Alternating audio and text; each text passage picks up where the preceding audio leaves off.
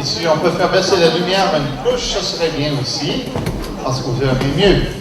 Bon, quelques places, quelques destinations qui sont vraiment remarquables. Après ça, on va voir des jardins, ce que c'est bien. Et quelques destinations. Moi, il reste quand même que tous les voyages que je fais, je préfère le Costa Rica. C'est la nature qui est si belle et si proche. On se promène dans les forêts et on voit des belles choses, des colibris par centaines et centaines de toutes les couleurs possibles, des oiseaux de près, des perroquets dans les arbres. Le matin, je peux presque vous garantir que vers 5h30, vous allez vous faire réveiller par les singes hurleurs et vous allez penser que ce sont des lions. c'est gros comme ça. Une de mes places préférées, c'est Portugal. Cette place, je parlais qui était loin de tout. Ça, c'est le genre de chemin, cette route à travers la forêt. C'est comme si on retourne à l'époque des dinosaures. Tout est vert, calme. On voit des oiseaux, des animaux partout. Des fois, on roule et des singes en haut de notre tête parce que les branches se touchent par-dessus des canaux. C'est spécial. Manuel Antonio, qui est très, très réputé à travers le monde pour son beau parc, et tous les animaux qu'on peut voir dans ce parc, c'est assez incroyable, et des belles vues. Un pays remarquable. Vraiment ma place préférée pour la destination. Mais je ne resterai pas en permanence. Trop chaud. Moi, j'ai visité une courte période, je parle de la chaleur parce que c'est intéressant. Mais au bout de trop longtemps, je commence à trouver ça trop difficile. Mexique. J'étais seulement une fois sur un voyage au Mexique. Je ne l'oublierai jamais. Ça avait été extraordinaire. Malheureusement, l'agence locale qui l'avait organisé n'existe plus, puis on n'arrive plus à voir les contacts pour le refaire. Mais on a fait, pas le pays de long en large, c'est un énorme pays, on ne peut pas tout faire. On a fait 2 semaines. On a fait des bouts du pays, mais on a quand même été de Mexico, jusque dans le Yucatan, en passant par c'est un festival des Los Casas, où je ne peux même pas vous montrer une photo, parce que les gens de la place ont peur des caméras. Ils pensent que vous leur volez leur âme, et on n'a pas le droit de photographier. Et juste pour donner l'église locale, ils se croient fous, c'est presque pas de bon sens. L'église locale a été abandonnée par l'église catholique qui n'a jamais réussi en presque 400 ans à faire une seule convertie dans le secteur. Pas réussi une seule fois. Les chamans ont pris la place. Vous rentrez dans une église catholique et à l'intérieur, il n'y a plus de vent parce que ces gens-là ne se sortent pas sur les sièges, ils ont tout enlevé. Il y a des aiguilles de pain pour tout ce plancher. Il y a des chamans habillés de blanc, c'est Maya, habillés de blanc ici, ça et là, et les gens viennent les consulter. Et pour se faire guérir, c'est drôle à voir, ils se font frotter des poules vivantes sur le parti du corps qui est malade, et de retour chez eux, ou des œufs, l'un ou l'autre, et de retour chez eux, ils doivent enterrer la poule ou les œufs dans le jardin. Ou encore, un autre traitement très populaire, c'est super populaire, parce que roter, paraît-il, c'est excellent pour la santé. Mais en tout cas, il sert des grosses gorgées de Coca-Cola à tout le monde pour guérir. C'est une médecine. C'est incroyable, c'est un médicament dans ce pays-là. Dans la même église, on voit ils ont gardé les saints. On les voit tout autour. Sauf qu'eux, ils ont changé leur utilité. Saint-Jacques, je me souviens, c'est devenu le saint patron du maïs. Puis il avait le dos tourné. Parce qu'il n'avait pas donné une bonne récolte. On a punissé. C'est complètement fou. Mais fascinant de visiter ce pays-là qui est si varié. Là, je vous donne quelques idées. Les peuples en marquent par millions sur les arbres à Ngangeo, en haut des montagnes, 2-3 heures de Mexico, dans les montagnes, et c'est couvert de papillons qui bougent à peine. C'est nos papillons qui hivernent là. C'est incroyable à voir. Les ruines Maya à Palenque, coupé dans la forêt, on a déterré des ruines, c'est super beau. Agua Azul, ça veut dire eau bleue, mais une rivière d'eau bleue où on peut se baigner dans l'eau, extraordinaire dans Chiapas, plein de choses, super. J'ai mentionné l'Afrique du Sud, on voit nos célèbres Baobab, mais il y a plein de choses plus que ça à voir dans le pays. Entre autres, vous voyez là, le Parc national Kruger, on voit des éléphants, des girafes, plein d'animaux, des lions. D'ailleurs, on ne vous laisse jamais vous promener dans le parc. Hein? Vous êtes dans votre véhicule en tout temps.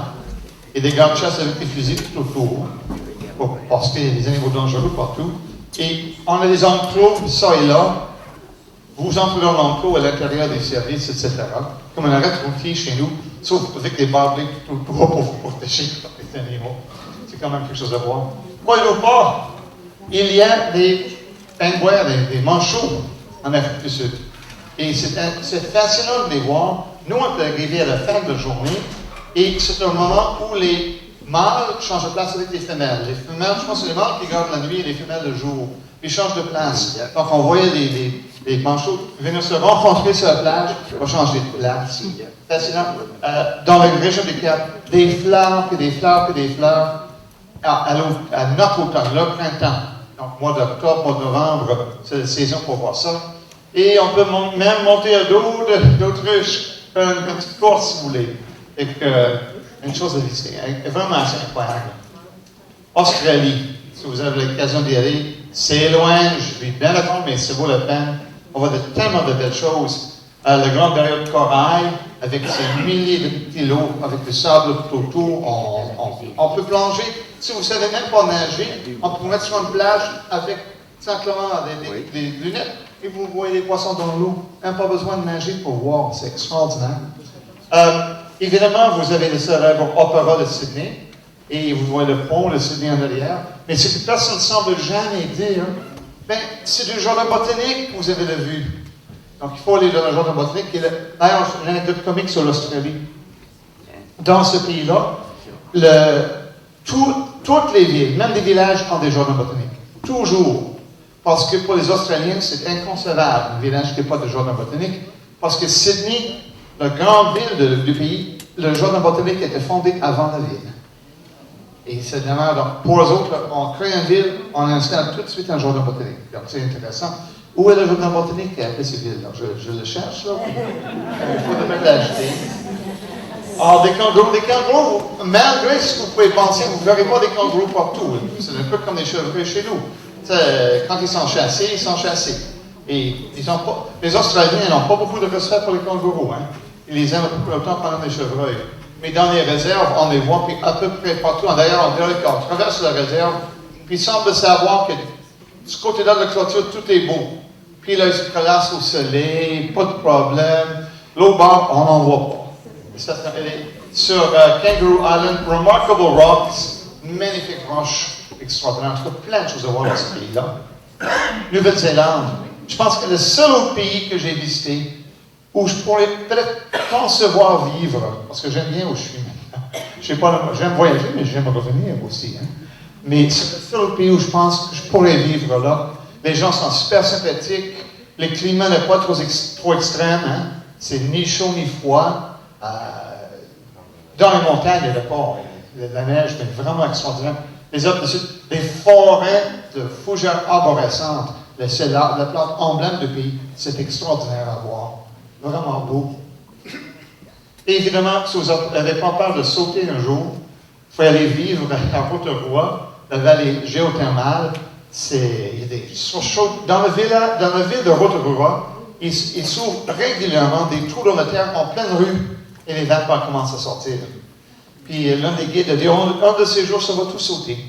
C'est pas grave. Mais peut-être dans 100 ans, dans 20 ans, dans 5 000 ans. Mais l'île va sauter un jour. Fait que, allez-y tout de suite. C'est pas la Thaïlande. J'ai été plusieurs fois, c'est incroyablement beau, de belles choses, des choses historiques à voir. Ici, on voit le triangle de nom du pays, où 3 pays se touchent. C'est intéressant à voir les îles Pipis avec leurs roches, avec leurs cavernes dans lesquelles on fait la récolte des nids d'oiseaux pour faire des soupes aux nids d'hirondelles. Vraiment plein de choses à voir. Juste attention, quand vous visitez le pays, essayez de trouver une tournée, un séjour qui ne met pas trop de temps. C'est pas que j'aime pas les temples, mais moi j'ai vu des gens vraiment faire un écurie aigu du temple. C'est comme, encore un autre. Essayez de trouver quelque chose. Parce qu'il y a beaucoup de nature. On dirait que les agences ne comprennent pas que la nature est belle. Et des jardins, classe mondiale partout. Extraordinaire. Les agences ne mettent pas ça dans notre programme. C'est bien plate. Des fois, on a juste à côté. Terrible. Les Pays-Bas. Bon, c'est beau en toute saison. Et c'est particulièrement beau au printemps avec les tulipes en fleurs, hein? Mais les moulins à vent, Amsterdam avec ses canaux, super, ben, tout à pied dans ce coin-là. Amsterdam, c'est facile à visiter. Angleterre, si vous voulez voir des jardins, c'est l'Angleterre. Et il y a des jardins pour les fins et les fous, croyez-le ou pas, 5000 jardins ouverts au public. C'est pas d'allure, personne ne peut les voir au complet. Hein? Vous choisissez à chaque fois. Quelques exemples. Sissinghurst, le célèbre jardin à l'anglaise, ici, où on peut voir même, parce que l'idée est qu'on divise le jardin en pièces. Et on le devine quand on visite un jardin. Mais là, vous le voyez d'en haut, c'est vraiment des pièces. Comme dans une maison. Là, c'est un jardin blanc, jardin jaune. Tout ce qu'on peut imaginer, c'est le fun. Stone Landscape Garden, avec ses célèbres folies. Pour ceux qui ne connaissent pas une folie, c'est une structure ornementale, strictement, qui n'a aucune utilité. On l'a mis dans le paysage juste parce que c'est beau. Vous allez voir un temple grec, un temple romain, une église. Vous allez voir des choses qui servent absolument à rien. Et pas qu'il y ait ça et là dans le paysage. Les gens devaient être riches, ça n'avait pas d'allure pour faire des choses semblables. C'est le fun. Et si vous voulez voir quelque chose de plus moderne, allez voir le Eden Project, plus grosse serre au monde, dans une ancienne carrière. Et c'est incroyable. On a recréé des biomes de 5 pays différents au monde à l'intérieur. Et vous jurez vraiment que vous êtes dans ces pays-là et pas dans une serre. C'est quelque chose à voir. Dans la partie de la Malaisie, c'est tellement chaud parce que c'est un pays où il fait 32, 34, 40 jours. C'est tellement chaud qu'ils ont même mis pour les Anglais qui n'ont pas l'habitude de la chaleur, ils ont même une salle réfrigérée pour le repos. On s'en va là, on se gèle un petit peu, puis après on retourne à la visite. Ils ont même fait un marécage avec des marées, parce que c'est un des écosystèmes. C'est fascinant à voir. Incroyable. Et les plus beaux jardins, là, c'est des trajets ou des destinations générales. Là, on va aller voir mes jardins préférés que j'ai vus à travers le monde. Et premier jardin, Kokenhof, aux Pays-Bas. C'est le célèbre jardin des bulbes. N'oubliez pas, ce n'est ouvert que 2 mois par année. C'est pour les bulbes seulement, donc fin d'avril, donc fin de mars, avril et début de mai. Si vous voulez le voir à son meilleur. Et vous avez tous vu des photos, que vous le sachiez ou pas, si vous les avez vues. Et c'est tellement spectaculaire. Et ce qui est plaisant, c'est de se promener dans ce paysage-là et dire, je pourrais faire ça. Je pourrais faire ça. C'est toutes les plantes qu'on peut cultiver, ça. Ça, on n'a pas sur les tropiques, là. Toutes les choses qu'on pourrait faire. Extraordinaire. Huntington Museum and Botanical Garden, San Marino, Californie. La famille avait de l'argent, puis beaucoup d'argent. Ils l'ont laissé à leur jardin. Mais il y a en fait 3 musées et un grand jardin à visiter. Les 3 musées, vous avez un musée d'œuvres d'art, la plus grosse collection d'œuvres d'art privées aux États-Unis, plusieurs tableaux célèbres. Vous avez la plus grande collection de livres anciens au monde. Vous avez la plus grosse collection de meubles anciens aux États-Unis, dans 3 pavillons différents, et des vastes jardins qui finissent plus. Et les jardins, et tout ça s'est ouvert de 10h à 3h de l'après-midi. Vous ne pouvez pas tout voir ça, hein? Moi, j'ai pris un motel à San Marino 1 semaine de temps, juste de visiter cette place-là. Parce qu'il y avait tellement de choses à voir, extraordinaire. Bon, dans les jardins, magnifiques jardins japonais, chinois aussi, plus grosse collection de cactus et plantes succulentes au monde. C'est incroyable à voir. East Rushton Old Vicarage Garden en Angleterre, non beaucoup trop long, quand on devrait couper quelques mots là-dedans, c'est parce que pas d'allure. J'ai jamais vu un aussi beau jardin privé de ma vie. Et là, c'est 2 hommes qui s'en occupent. C'est leur jardin chez eux. Et vous allez voir des choses extraordinaires dans ce jardin-là. Des plantations exotiques. À un moment donné, vous croirez que vous êtes dans une vallée de la Californie avec des fleurs sauvages.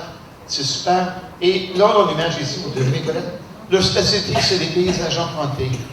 C'est-à-dire qu'ils prennent des choses aux entours et les incorporent dans leur jardin. Vous verrez dans leur jardin 3 églises.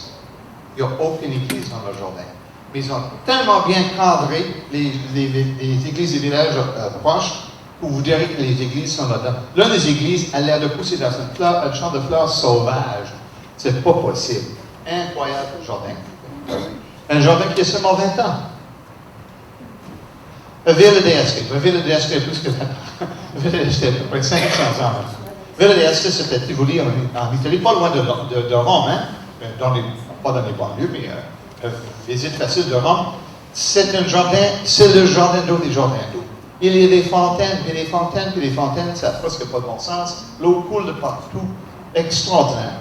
Et c'est fascinant de voir ça avec toutes les sculptures et fontaines couvertes de mousse et de verdure, et de penser qu'à l'origine, hein, les Italiens ne mettaient aucune plante dans leur jardin. Toutes les plantes sont venues de toutes seules, hein, ça n'a jamais été planté. C'est fascinant à voir. Nook Tropical Garden, Pattaya, Thaïlande. Vous n'avez jamais vu une face de la même. C'est pour les postes faire ici.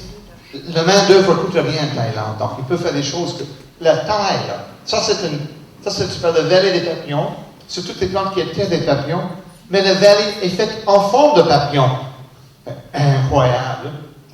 Ils ont décidé qu'ils voulaient recréer Stonehenge. Mais Stonehenge n'a jamais eu autant de couleurs que ça.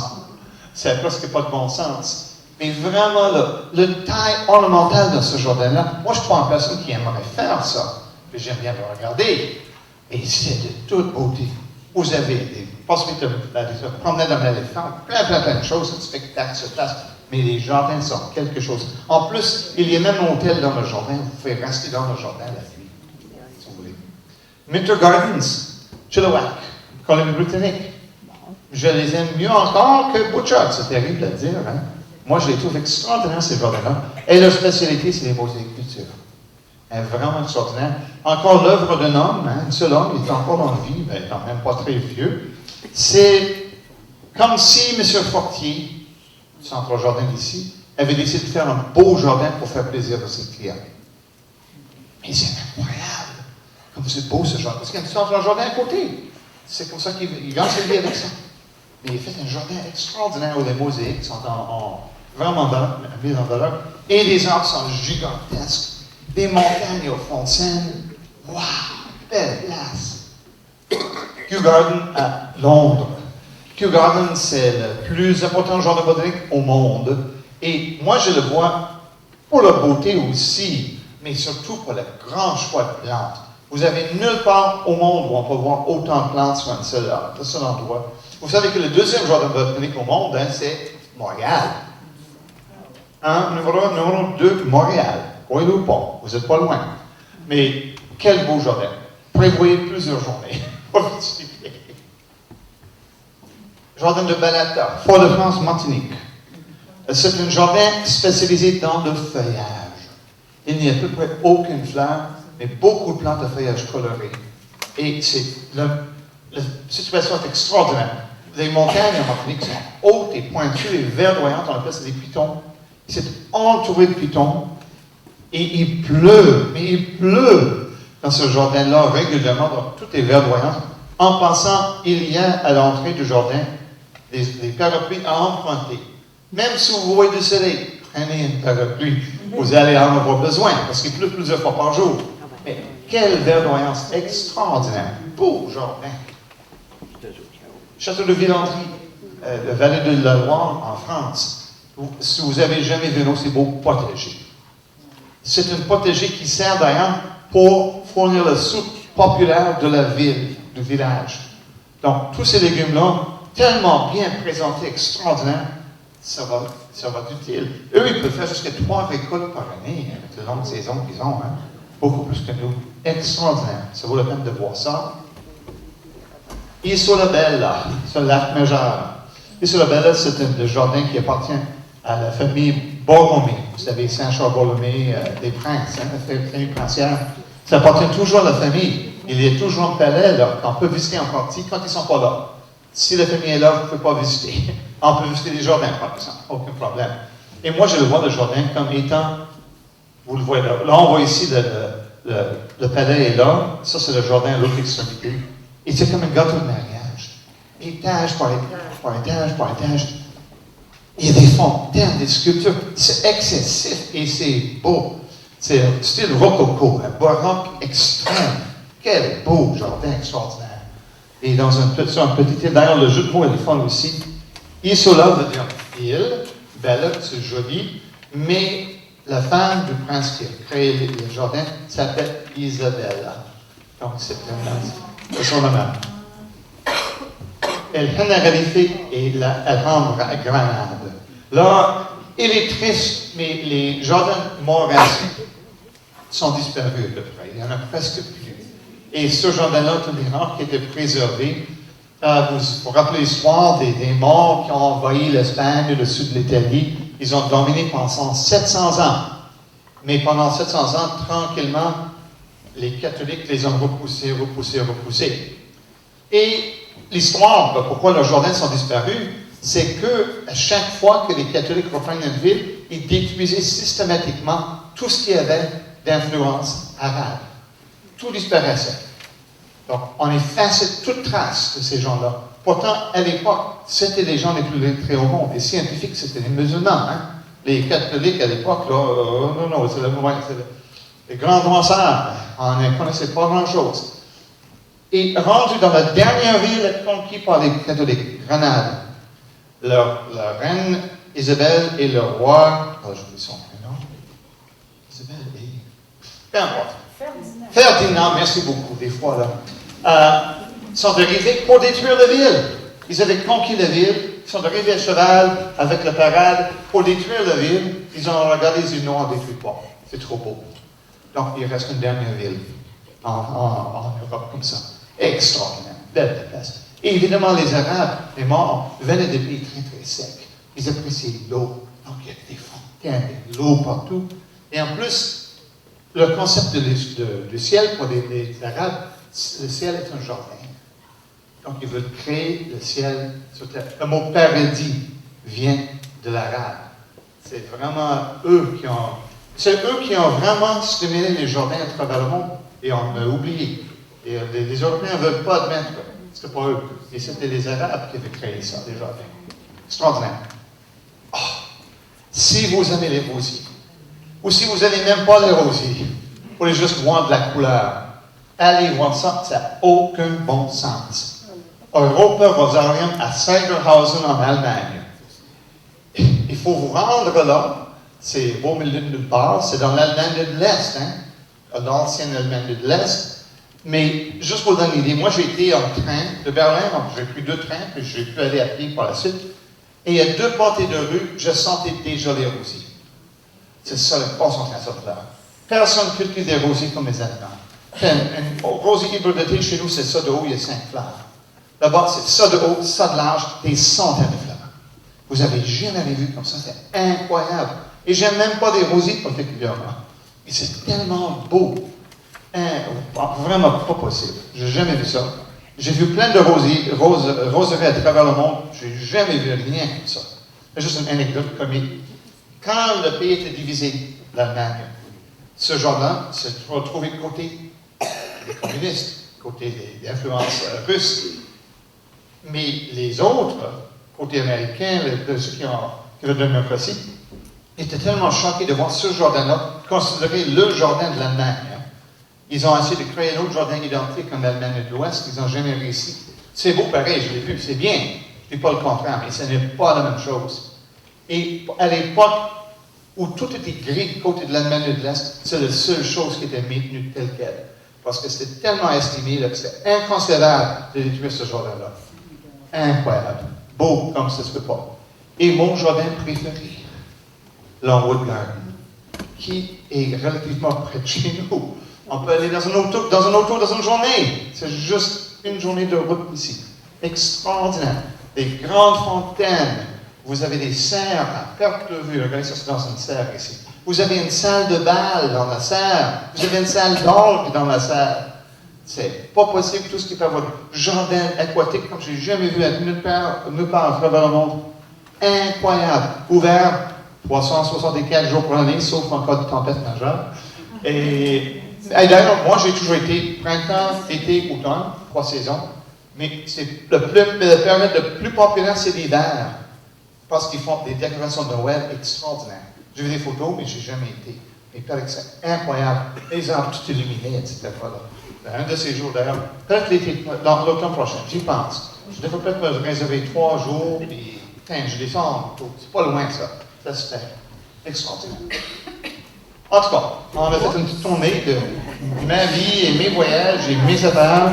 Là, vous me voyez dans mon jardin, qui n'est pas à la hauteur des autres, mais je l'aime pareil. Ça, c'est mon site web, www.jardinterprécieux.com.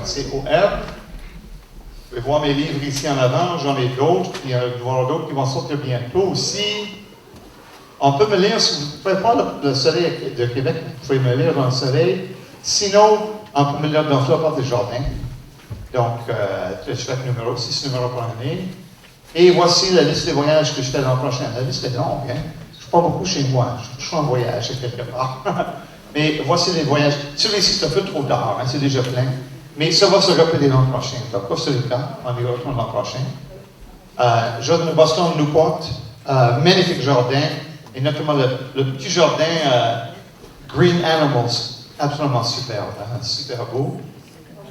Chelsea Flower Show et les jardins de Londres.